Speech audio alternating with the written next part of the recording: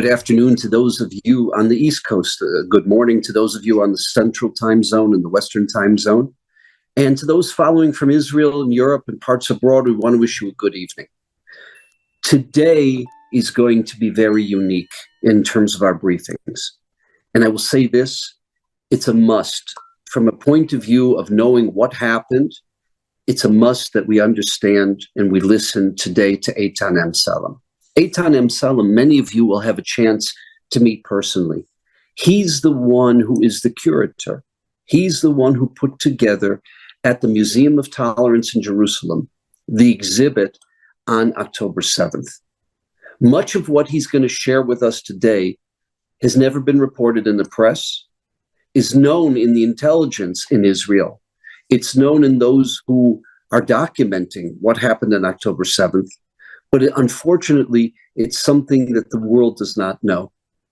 If the world would only have an inkling of what Eitan has studied, discovered, and shared with the world, they would have a different perspective on the Muslim Brotherhood, on Hamas, and you cannot refer to them as human beings, but those that perpetrated the evil of October 7th.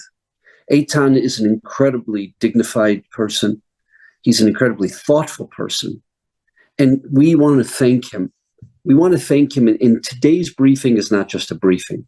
Today's briefing is something that very much like what happened with Steven Spielberg in terms of recording history, the world should know what happened. That's really what Eitan has dedicated the last number of years of his life to.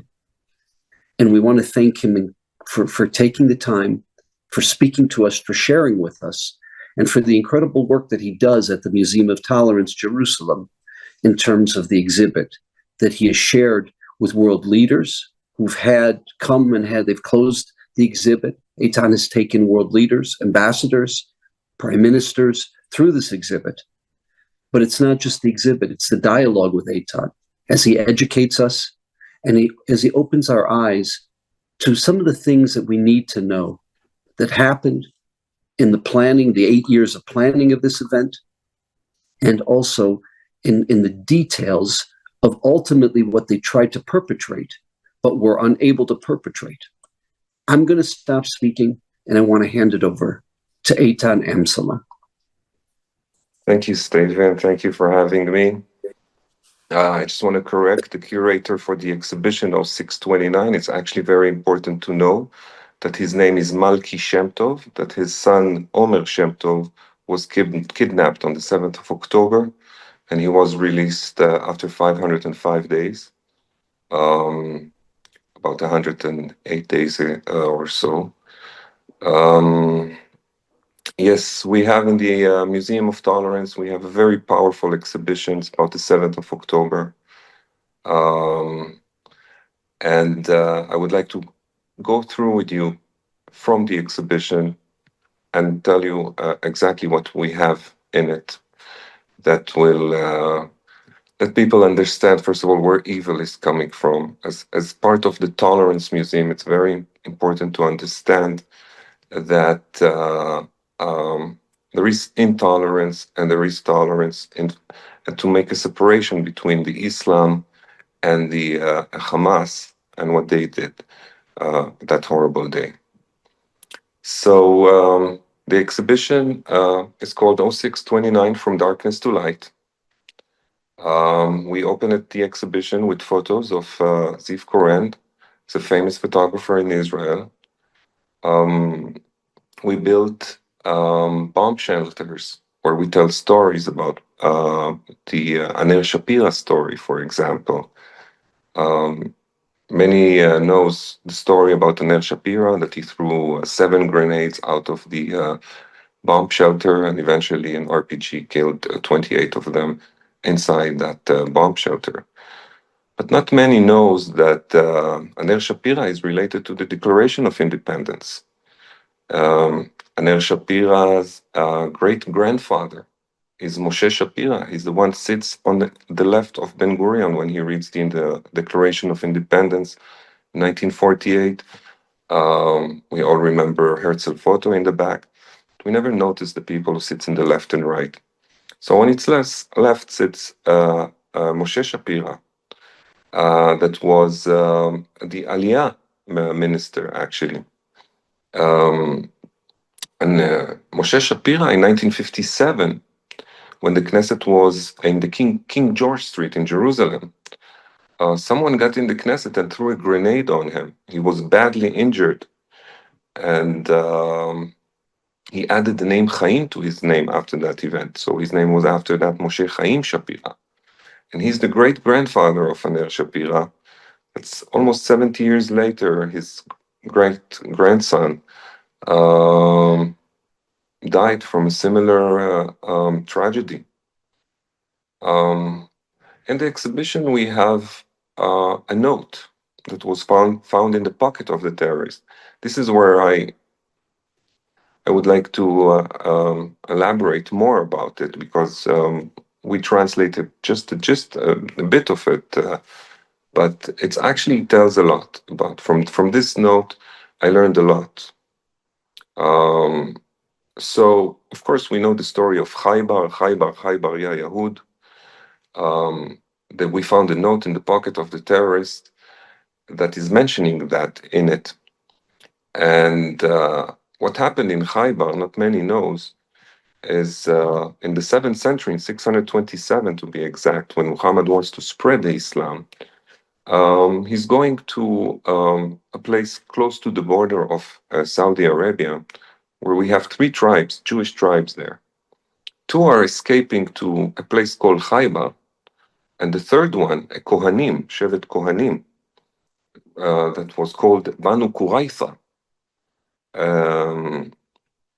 Muhammad get to this tribe, beheaded the men, and took women to be sex slaves, and the children to be slaves. Muhammad himself is taking the daughter of the Minister of Treasury back then to be his own sex slaves, that later on tried to poison him. This is where the sentence that the Jews are the prophet murderers. They killed Jesus, and now they killed Muhammad. This is very important to understand that when they say killed, is that by the Islam, when Muhammad went every time to a war, he died. He gave his soul. He took a soul and he gave his soul, and God gave him life again. So that's how they convince the Shaheeds over there that their body is like schora, is like it's like goods that needs to be sold, and they'll get their reward in heaven, so they can ask whatever they want. And that leads me actually to a very interesting fact that is not known also about the Hamas. Hamas gave their, we call it like Magadim in Israel, and up like officers with a highly rank, a title, a religious title of Sheikh. This way they were able to write fatwas and convince their soldiers that what they do is okay by the Islam, which is not, because the Islam is against killing women and children, for example. But they wrote their own fatwas. They have I saw a book of fatwas, such as that the children will grow up to be soldiers, the women will give birth to the next soldiers. That's why it's okay to kill them. So it's very important to know that by putting it in the notes, the terrorists are known what is expected from them. This book is all book of notes taken from the bodies of the terrorists who perpetrated October 7th. Yes, but it's important to understand that we're still collecting more and more by the interrogations that we have by now in the war, that they take out more documents out of Gaza, and we get more and more. That's why I go every week to learn more about the 7th of October. And in Glilot, in the intelligence in Glilot, they have hundreds like more than 100,000 notes and documents. I will give you an example. The terrorists got kind of a dictionary, a Hebrew-Arabic dictionary, in order to speak to the Israelis when they get to the 46 paragraphs. Some of them, I'll give you 3 examples, okay? They learned how to say women here, children here, take off your pants, which is very important. Why did they have that in the dictionary? Take off your pants. That's for the rapes that were going on over there. They needed to know how to tell people to take off their pants. We have a lot of documentation about UNRWA and their connection. Photos of and UNRWA, how do you like cards for their that participated in the massacres. I read a couple of interesting questions that were in the books of UNRWA. I will give you an example now, like 4th grade math. There is a question, and they're all like that. Question goes like that. In the first Intifada, 500 Shaheed died. In the second Intifada, 600 Shaheed died. How many Shaheed died in total?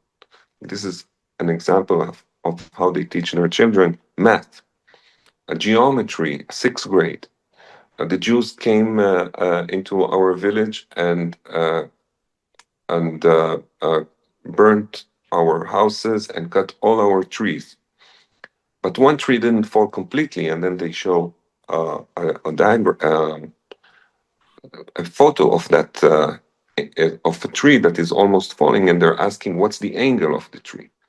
But all the introduction that they're giving before, this is showing us the involvement of UNRWA and how it turned from probably 2005 when Hamas came over. I'd like to say something on a personal level. I'm 50 years old now, and I remember when I was a child. So my parents had a restaurant, and they used to get their fish from Gaza. The Gazan people back then were totally different people. They spoke Hebrew fluently. Now they need a dictionary of 46 paragraphs to learn. We see a lot of documentation of children, how they, that to be a shaheed is for them this is what they're living for. So if you take 2023, 18 years, so everybody was 5 years old, and we're now 23 years old. This is most of the Nukhba. You see them in that age, 23, 25, 28, 30. They were all children when Hamas got in and were actually brainwashed into that. So this is like the first, and this is only the first section of our exhibition. The exhibition actually is more focused on women, because we have testimonies of women. Now we have 41 women giving testimonies, whether they're Nova survivors, mothers of hostages. We have a tank commander, a pilot, forensics, and many more. And I would like to tell us, I would like to say something about Professor Erwin Kotler, actually, who was the Minister of Justice, the Canadian Minister of Justice. I know him personally. He was my professor in the 90s when I studied in McGill. And he wants to put a new word into the academy that is called kinocide. Kin, the destruction of the family, the elimination of families. Because they discovered a pattern in this massacre that they didn't see in any massacres in history. And that's where the terrorists looked for families to gather them together in one room, mostly in the kibbutz. I know about five stories like that. that they gather them together and they connect it to social networks, to the rest of the family, in order to show each one of them what is going to be done to each family member. So they want to add this word, genocide, just like after the Holocaust, they added genocide. Now, after this massacre, they want to put genocide. We have an interactive map in the exhibition that is that is showing all the penetration areas and victims and hostages, the hostages that were released, hostages that are still in Gaza. And I always tell stories about families because of that genocide. I'd like to tell you a story that is very close to my heart. Sorry. And this is the story of the Kapchitar family. The Kapchitar family, first of all, it's close to my heart because they have kids the exact same age as my kids. And I take my kids every Sukkot to camping in Ashkelon. It's for them, it's heaven. They have the ocean, they have the barbecue, they sleep in tents, they have friends. And they went to celebrate their young one, the 5-year-old, 5th birthday of Eitan. They're together with their another family, friends of neighbors also. And they hear the sirens and they're rushing back home. The other family in the intersection before they reached the UNRWA'S took a different road and they were saved. But the Kapchitar kept going on Road 34 when soldiers dressed as soldiers, UNRWA dressed as soldiers, as IDF soldiers, were on the street shooting on all the cars. And Father Evgeny and Mother Dina, who sat in the front seats, get most of the bullet and die instantly. And this is where the horror actually starts, because when the car comes to a complete stop, in the horror movie that the IDF released, 46 minutes, they have a photo of little Eitan with the bullet between his eyes. Because what happened is that when the car came to a complete stop, they went to the back seat. Over there sits Eitan, a 5-year-old, and his older sister, an 8-year-old, which I'll get to her in a second, and pulling out Eitan out of the car and executing him. Aline, his older sister, I always tell this story from her point of view. It's very hard. She's now 9-year-old, my daughter. She was 8 when it happened. She sees her dead parents in the front seats. She sees her brother being taken out of the car and being executed. Yet she finds the courage and she opens the door and she runs to the bushes about 70 yards away from the car. She finds a ditch in the bushes and she hides in it. From the exhibition, I had the unit that came first to the scene. They told me, according to the scene, they were sure that she was kidnapped. They knew about her existence. She was not to be found. All the chaos that goes around. But what happened to Aline is very sad because Aline got wounded in the first shots, but not in a bad way. She could have been saved. But she started to bleed. And we found her only after 10 days. She was in the bushes and she died there from a loss of blood. So I usually end the darkness with this story. And from there we go to what we call the light. The light talks about Jews that came from around the world and volunteered, about minority that helped that day, and also about Arvut Hadadit, that we need it so much now in Israel. It's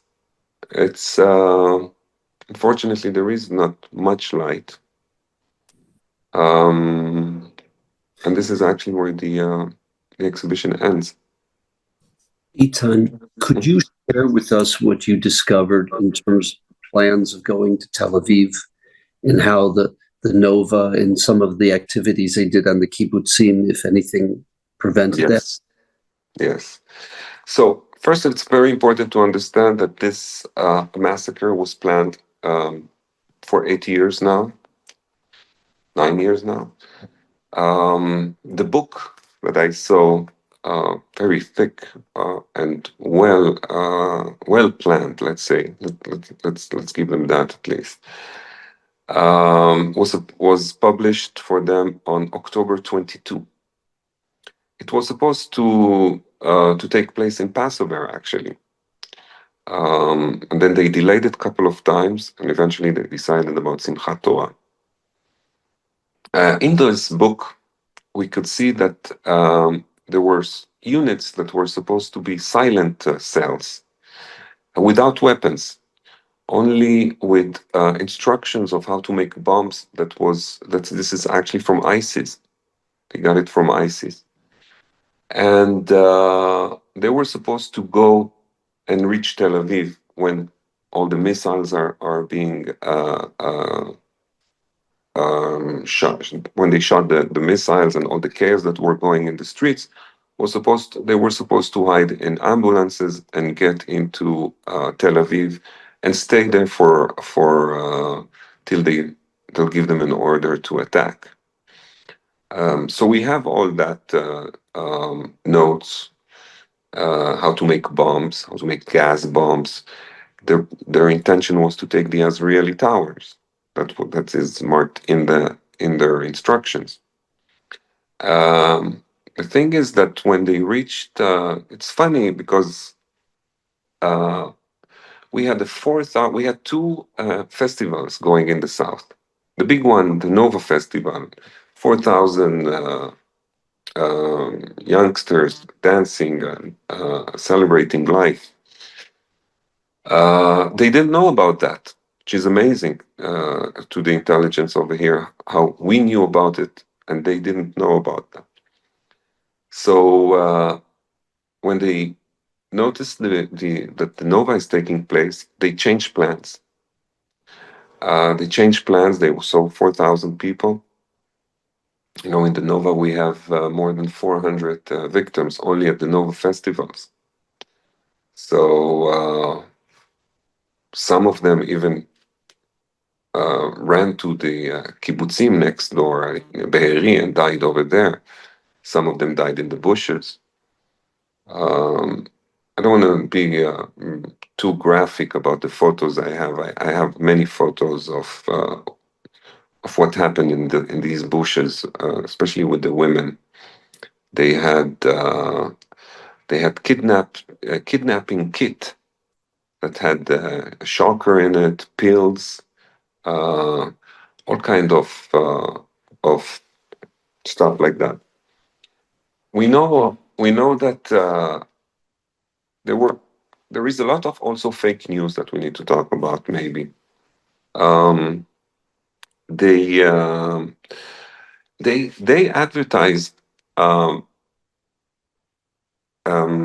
do you call it, films that were not taking place in Israel. It was taking place in Mexico, actually, with the pregnant woman that they were taking a baby out of her, and they wanted to put the seeds of fear in us. But we're not missing other. What they did is, like, we found DNA of babies in an oven. We found DNA of people that were mixed together. They were holding each other so tight, and they burned them. They put a lot of they added חומרי בעירה to burn them to ashes, and the DNA were like mixed together. We saw it in at least three places.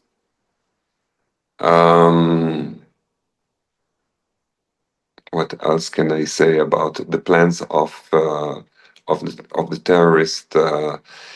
They were supposed to get to Jerusalem. They got the furthest they got is Ofakim. 57 died over there. But in a way, it's very sad to say, but in a way, the Nova Festival kind of changed everything.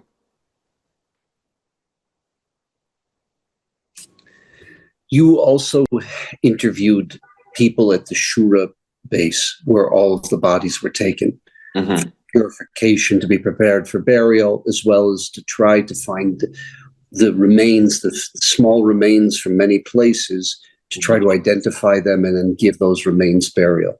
Mm-hmm. Can you share with us some of your interviews with the people at Shura and some of the things that you found?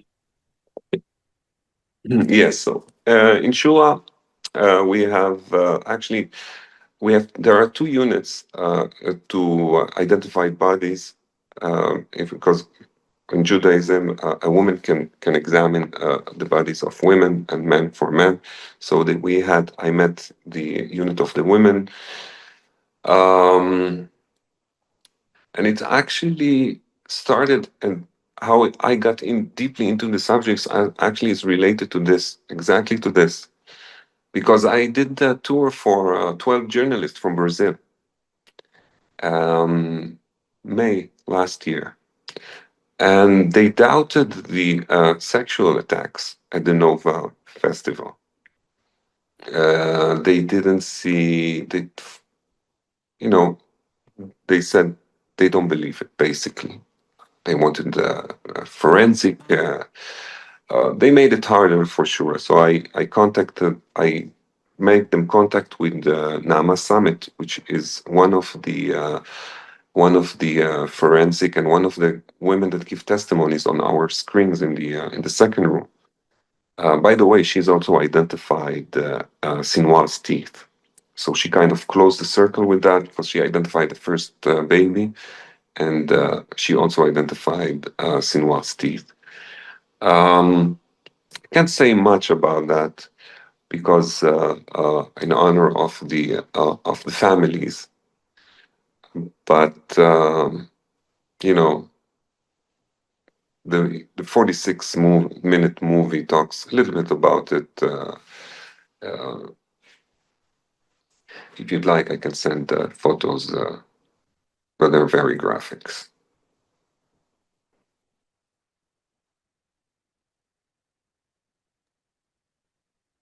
Yeah.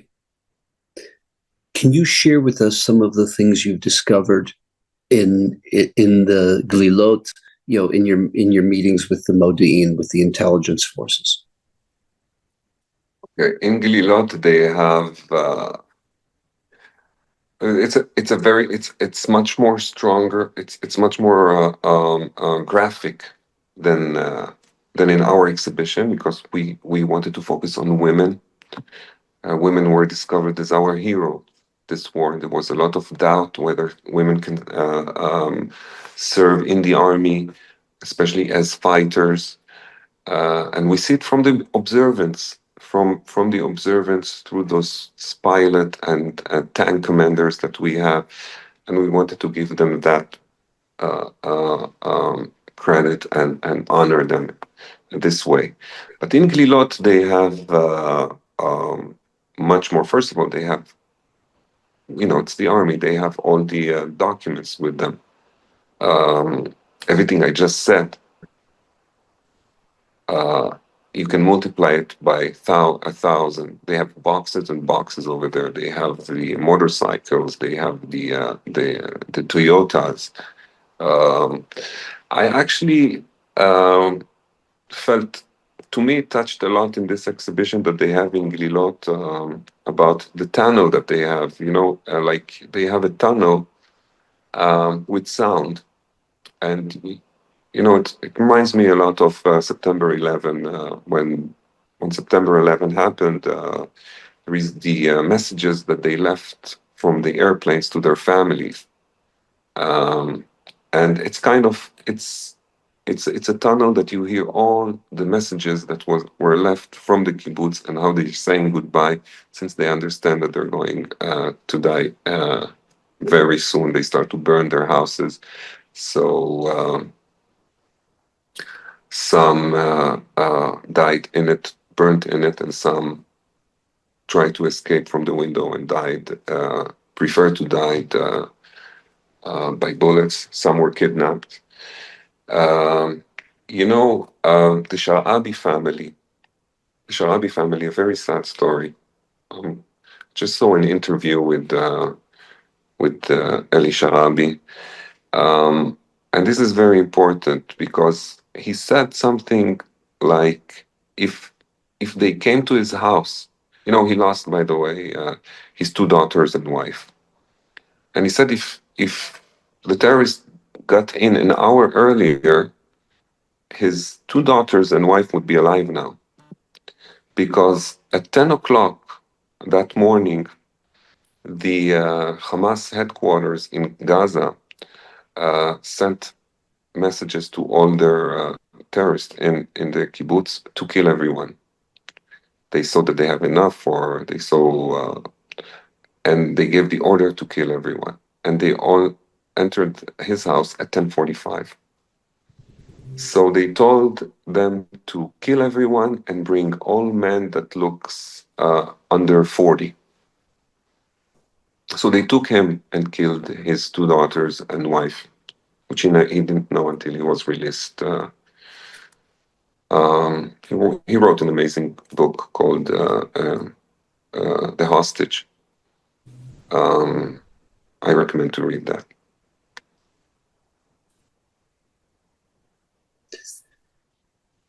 Could you go back to the Nova Festival in terms of the survivors, in terms of the PTSD of the survivors? Mm-hmm. We're dealing with the PTSD of the soldiers. Right. But, you've analyzed what happened to the civilians. Can you share some insights with us? Yes, unfortunately, we have post-trauma from the Nova, from soldiers. We had people taking their own life because of that, of things they saw. I've met a guy that was a witness to a rape and the murder of a woman that was raped by 7 or 8 men that were surrounding her. And even after she died, he said that they kept raping her. You see, actually in the exhibition, we have 2 forensics in women that are giving testimony.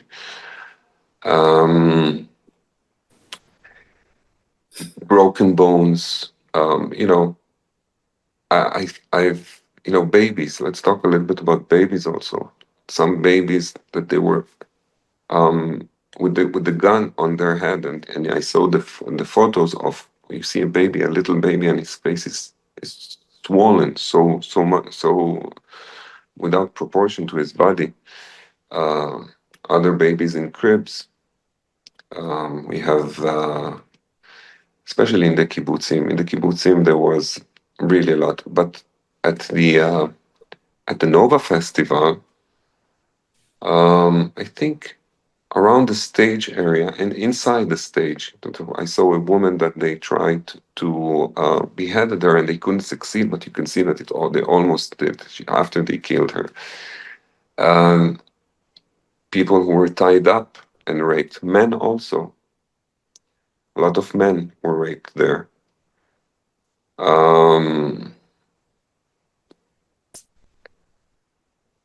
Really hard to even now that I am I've seen it so many of that. It's still hard to because when I talk I can imagine it, and I don't know how to describe it even. It's brutality that there is. How I mumble now. There is a guy that they in a movie I saw from forensic, that he couldn't take a word from his mouth. He was just you can't believe it. You can't believe it. You can't believe it. It's just it's so horrible. You shared with us that they came across, as well as having weapons, Mhm. they had kits, kidnapping kits. Yes. There's pills in those kits. Can you elaborate upon They that? had we saw two kinds of kits. A kidnapping kit that had a shocker. They had pills, um, syringes, um, and you know how to stop the blood. Tourniquet. Yes. But we also saw that they had books. They brought them with them a kit of books. The Quran was one of them, but more important, how to, because people who sent them, they understood that some of them will not be able to maybe to go through that, so they gave them directions where to get which books to read in order to get more encouragement to do that. So books of the leader of the jihad, the founder of the jihad, the Islamic Jihad, who had um, I saw two books that they had there, and it was well organized. It was kind of kits for every soldier, and that's why you hear when you saw the if you saw some of the movies, you see them a lot talking and repeating the sentences that they were told to say, and if they were giving directions in case you have you're hesitating, go to the side, open this and that book, and read more about it. So we also found a lot of Mein Kampf. You know that Mein Kampf was printed in Arabic. In the most that Mein Kampf was distributed was in the Arabic language until this day. So we saw a lot of Mein Kampf's book. Um, we know that Hitler liked the Islam. He saw it as a powerful religion. He needed them beside him. He created a network of radio network for them, where the Mufti of Jerusalem, Haj Amin al-Husseini, was giving lectures there every once a week. So the connection with the Nazis, um, it's not by coincidence that Netanyahu said about just the day after about the Nazis and the connection to the Nazis, because of they found these books and instructions. When you started, you quoted, I believe, a section of the Quran where Muhammad went to, it's called Al-Khaybar, what's it referred to as? It's called Khaybar is a place, as that the two tribes, there were three tribes of Jews and two of them escaped to Khaybar. Banu Qurayza was the third one. When they finished with them, they went to Khaybar, and this is where it comes, Khaybar ya Yahud, the Muslim army is coming to you. Yes. And in Khaybar, they beheaded the men and they raped the women. That's what took place, and that's what the Quran records. It's not raped. It's been taking for them. They're not using this. They're using it as a war sex slave, something like that. Mm-hmm. A war sex slaves. Yes, yes. And in Hamas invoked what Muhammad did to the Jews in Khaybar, that's what they were doing to the Jews in Israel. Yes, that's this is why I said about that they were giving them titles, religion titles, as sheikhs. So their soldiers will look at them on their commanders in different way. So they took parts of quotes from the Islam and mixed them up to their needs. It's not because in the Islam is known that, as I mentioned, not to kill children and women. but Hamas wanted to make one military entity of Israelis that everyone are soldiers. So the women will be giving birth to soldiers, to the next soldiers. The children will grow up to be soldiers. The elders were soldiers or doing their miluim. So it is, yes, it's quotes of from the Quran, but that were built up in a way that uh, that the shaheed, that they will understand what's the meaning of shaheed.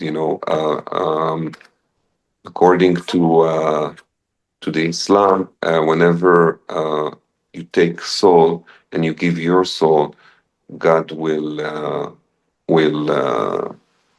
reward you in heaven, and you can ask your price or whatever. The more you sharpen your sword, I will try to see if I can pull out 1 second. See if I have it in front of me. Can you hear me? Yes. Okay, good. So where is that? 1 second.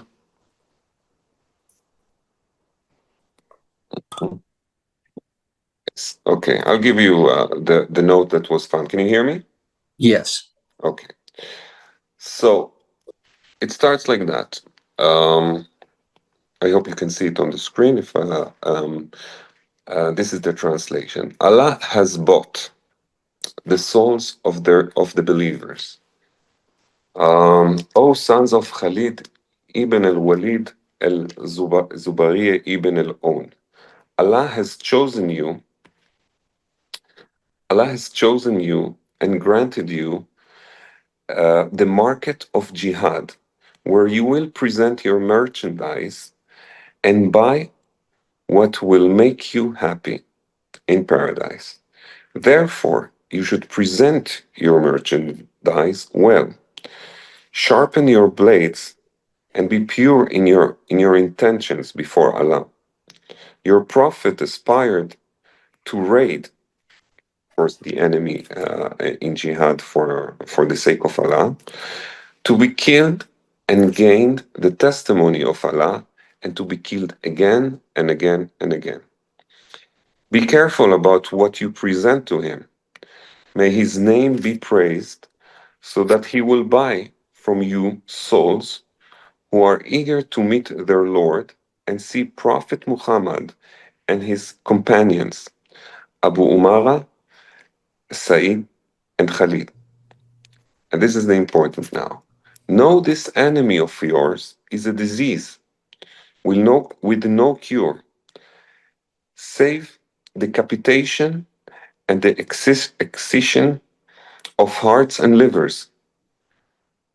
Charged at them, bring down upon them the sword of Abu Suleiman, and decree upon them decree of Said. In the name of the Lord of Khaybar will begin, and by the sword of Dhu al-Fakar we strike. This is the sword that they believe that Muhammad used in his massacres. And this was found on some of the soldiers. This was found. It has the Nukhba. You can see the blood of the terrorists. But it's not only one. We saw many of them. Wow. Eitan, we want to thank you. I mean, just for presenting this material to us. Do you have any last thoughts or any that you want to share with us?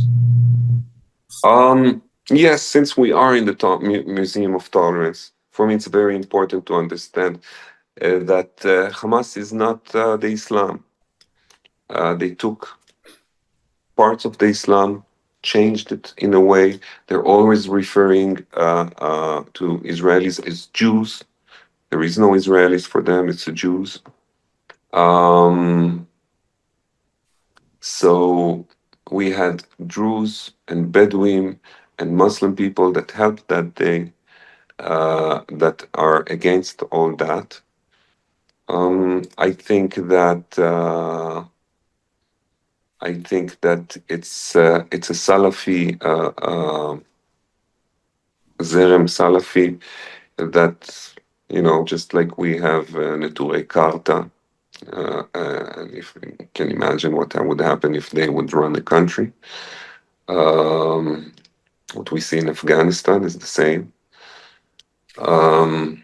The only thing I would say is that unfortunately this Muslim Brotherhood ideology that Hamas has is being bankrolled by the Qatarians. It's being bankrolled and supported by the Turks, by Erdogan, not all Turks, but by the ruling party.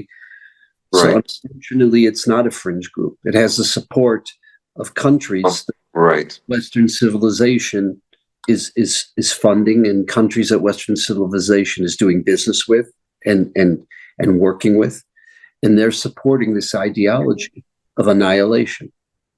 Absolutely. Yes, I agree, but I don't want that. Again, we're in the Tolerance Museum. I have to, for the sake of my children also. I've seen all that, and for me, I'm doing a lot of work on myself to convince me that way. It's very hard when you see this brutality, and don't believe that everyone are like that. Of course, they don't like us, but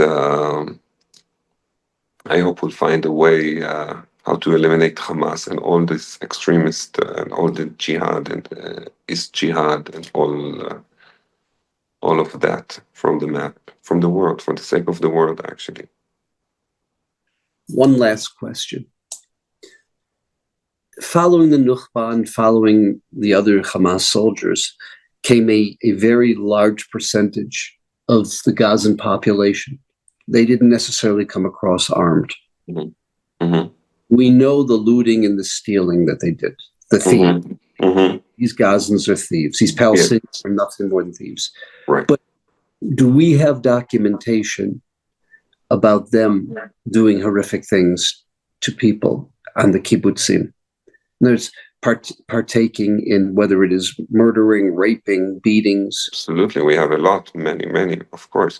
You can actually see, even when they took the hostages, how they spit on them and how they beat them. They beat the bodies also. There is a, but I think one of the famous thing that we know in Israel is about that boy that called his father and just told him that he killed 10 Jews, and his father was praising him and. To me, that was the most shocking part of the 46-minute video. The beheadings, the murders, but then you get this guy calling his mother and his father, and his mother gets on and praises him, and his mother encourages him to slaughter more Jews. You could never imagine a Christian or a Jewish mother doing that. Mm-hmm. You couldn't fathom such a thing. Mm-hmm. And the pride that she has in her son for butchering and murdering elderly and butchering and murdering children.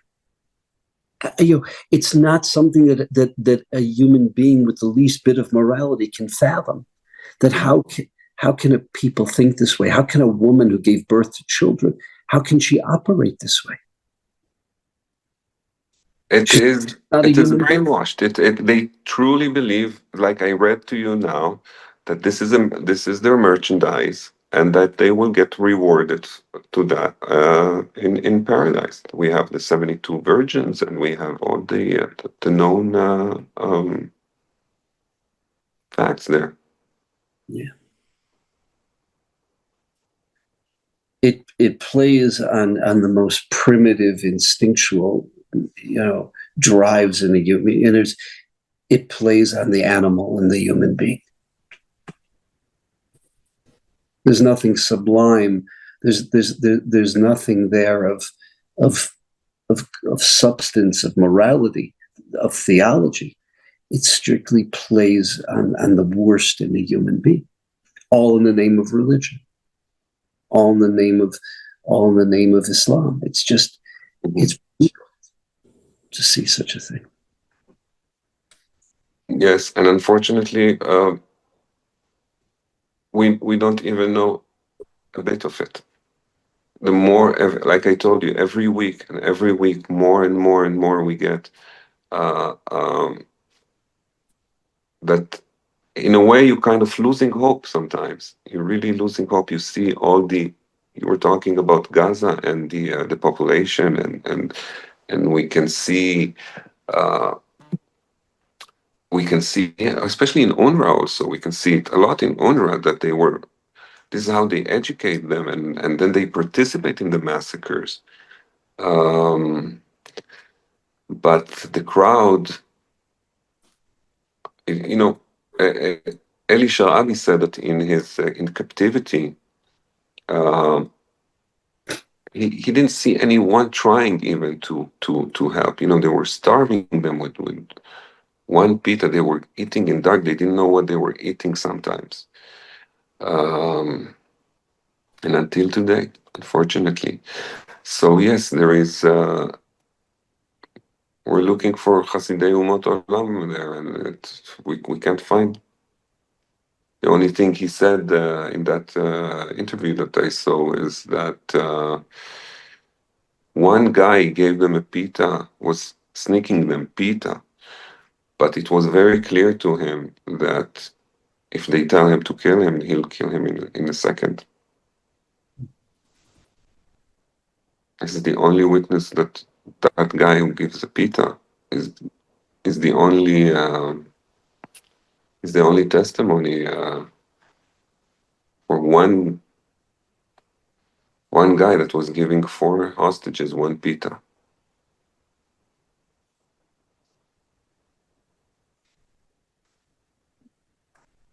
It's a wake-up call to Israel. Israel doesn't need to learn that lesson. It's a wake-up call to the world. The wake-up call, and I like that we have in the movie of the light, we have a volunteer from United States that said that it's a Zionist moment. This is the wake-up call. We see how important is now that we have Israel. Takes us back to the Holocaust and all the stories from the Holocaust. I don't like to compare it to the Holocaust because there is no comparison. It's just another pogrom that we had this time in our generation. We want to thank you for the documentation that you're doing. We want to thank you and Mr. Shemtov for the exhibit.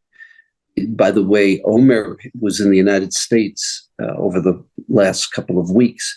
He spoke at schools like Moriah, at SAR. Just an incredibly outstanding human being. After what Omer went through and the way that he has the ability to communicate and to have optimism towards life and towards the future, outstanding young man. Yes. There was a New York Times article on Omer. But we want to thank you. You know, and look, the number of world dignitaries that you take through the exhibit, that you communicate with, that you share with, that you get them to understand, to learn, to feel. We can't thank you enough, Eitan, for what you're doing. Oh, let me tell you let me thank you, Steven, because FIDF is supporting so much, and there is not enough thank you that I can tell you and that organization. And I know exactly what you're doing, so thank you for that. So I'm the one who's supposed to say thank you. And to all of those participating, the Museum of Tolerance in Jerusalem has the exhibit. It's part of the museum. It's really an extremely powerful experience. And again, we want to thank Eitan and the team at the museum for everything that they're doing. Thank you.